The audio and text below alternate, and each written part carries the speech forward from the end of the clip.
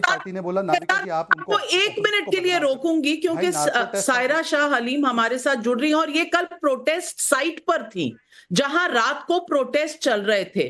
और सायरा शाह हलीम, मैं आपसे पूछना चाहती हूं कि मीडिया पर तो आरोप है हो जाती पूरी तो ब्लो अप कर रही है, लेकिन सायरा शाह हलीम कल रात को हुआ क्या और ये बंगाल में बेटी के साथ क्या हुआ और ये कौन सी अराजकता है? देखिए, सबसे पहले बात है कि 9 तारीख को ये हादसा हुआ 3 से 5 बजे के करीब सुबह के। अब ये आरजी कार हॉस्पिटल ये जो है डिक्लेयर करता है इस हादसे को अराउंड 11:30। तो देख लीजिए, मतलब कि 5 बजे से लेके 11:30 बजे तक ये आरजी कार ने ये डिक्लेयर क्यों नहीं किया कि यहाँ पर इतना बड़ा हादसा हुआ। प्रिंसिपल आरजी कार के ये देते हैं स्टेटमेंट के पेरेंट्स को कॉल करते हैं, बोलते हैं कि आपकी बेटी ने आत्महत्या कर ली। तो सबसे पहला प्रश्न ये होता है कि हॉस्पिटल ने गलत स्टेटमेंट क्यों दी। एक और बात है कि यहाँ पर आप देख लीजिए, आरजी कार के प्रिंसिपल को यहाँ पे जबकि रेप्रिमांड करना चाहिए था कि भैया आपकी निगरानी में इतना बड़ा कांड हुआ कि एक रेप और मर्डर हो गया है। मतलब कि यहाँ पे डॉक्टर साहिबा जो ड्यूटी में थी, जो थोड़ी देर के लिए सेमिनार रूम में रेस्ट करने के लिए गई और पता चला सुबह, और कौन है अक्यूज, वो कोलकाता पुलिस का सिविक वॉलंटियर है, 12,000 उसकी तनख्वाह है, वो है मेन अक्यूज। लेकिन अभी जो प्रश्न जो आता है, जिस तरह से हमने पीड़ित की बॉडी पे देखा है, जो विक्टिम की बॉडी, और हमने जो वेजाइनल स्वैब जो ये जो रिपोर्ट्स आई हैं उससे पता चलता है कि बहुत ही गहरी चोट थी। वेजाइनल स्वैब से भी पता चलता है कि ये एक आदमी का काम नहीं है, ये गैंग रेप ये लग रहा है। और आरजी कार के प्रिंसिपल को बहुत सारे फाइनेंशियल डीलिंग्स के बारे में जो है एक्यूजेशंस हुए हैं, miss handling of funds, inappropriate handling of college, और बहुत सारे एक्यूजेशंस लगे हुए हैं। तो यहाँ पर ये अभी चर्चा हो रही है कि ये जो मेन अपराधी जो बताए गए हैं, जो सिविक वॉलंटियर, वो शायद एक पॉलिटिकल पॉन या पॉलिटिकल रिक्रूट हो सकते हैं और एक लार्जर गेम हो सकता है।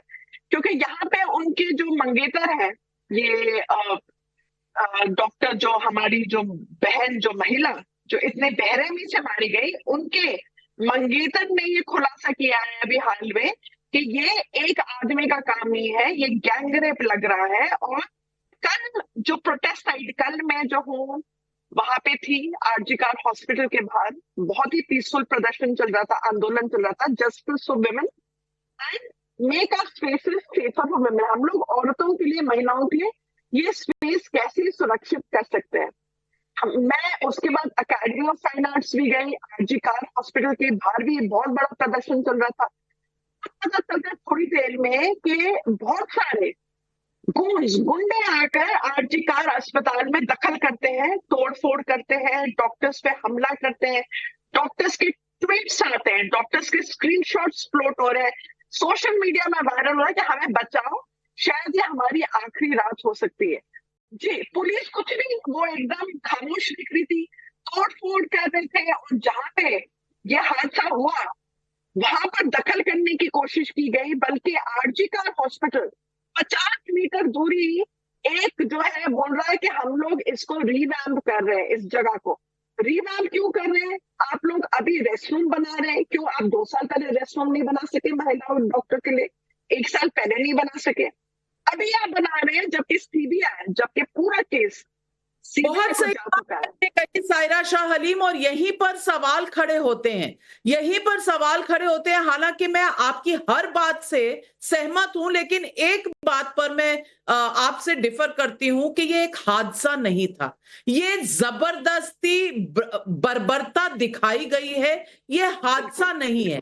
किसी ने जानबूझकर और एक बड़े कॉन्स्पिरेसी के तहत एक लड़की की जान ली है, और पूरा एडमिनिस्ट्रेशन, पूरा लॉ एंड ऑर्डर मशीनरी गायब था, चुप था, बल्कि कॉन्स्पिरेसी का एक पार्ट बन रहा था। और शहजाद पूनावाला आज इस इस इशू को किसी और इशू के साथ जोड़ना, मुझे लगता है कहीं ना कहीं एक क्रिमिनल एक्ट होगा, क्योंकि हम बंगाल की बात कर रहे हैं, स्पेसिफिक बात कर रहे हैं। किसी भी महिला के खिलाफ कहीं भी कुछ भी होता है वो गलत है और हमें अपनी आवाज उठानी चाहिए। लेकिन आज बंगाल है तो लोग क्यों कभी बांग्लादेश, कभी हाथरस, कभी उन्नाव लेकर बीच में आते हैं? ये पॉलिटिकल इंटेंट क्या है?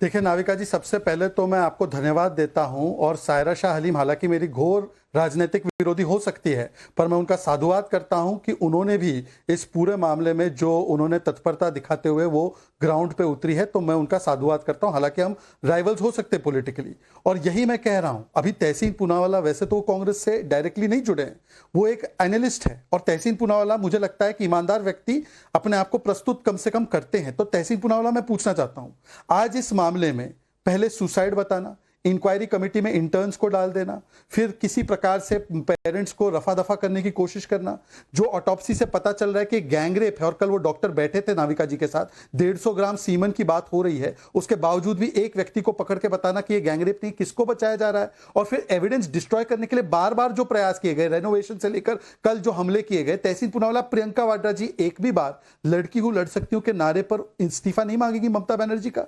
और ममता बनर्जी जिस प्रकार से निर्लजता से बिहेव कर रही है, सीपी वहां के बोल रहे हैं कि मीडिया जिम्मेदार है। दूसरी बात, ये देखिए पूरा जो है इनका बलात्कारी बचाओ आंदोलन है।